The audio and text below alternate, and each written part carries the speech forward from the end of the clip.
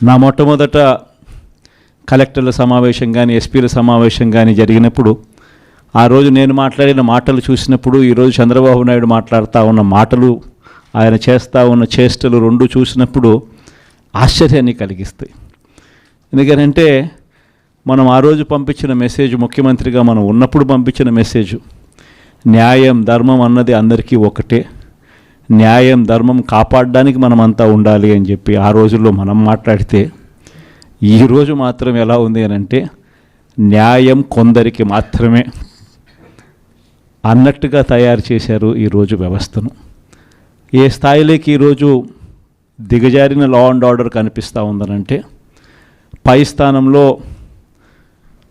పైనున్న వాళ్ళు రెడ్ బుక్లు పెట్టుకుంటారు.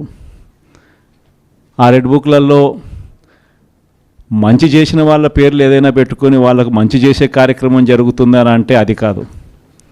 రెడ్ బుక్లలో ఎవరిని తొక్కాలి, ఎవరిని నాశనం చేయాలి, ఎవరి ఆస్తులు ధ్వంసం చేయాలి, ఎవరి మీద కేసులు పెట్టాలి అనే అంశాల మీద రెడ్ బుక్కులు తయారు చేసుకొని పై స్థానంలో ఉన్న వాళ్ళు రెడ్ బుక్కుల పేరుతో అరాచకాలు సృష్టిస్తూ దొంగ కేసులు పెడుతూ ఎలా ఇరికించాలి అని చెప్పి ఆరాటపడుతూ విధ్వంసానికి పై స్థాయిలో వాళ్ళు పాటుపడుతూ ఉంటే, కింది స్థాయిలోకి వచ్చేసరికి ఎవరెవరి స్థాయిలో వాళ్ళు కూడా రెడ్ బుక్కులు తెరవడం మొదలుపెట్టారు.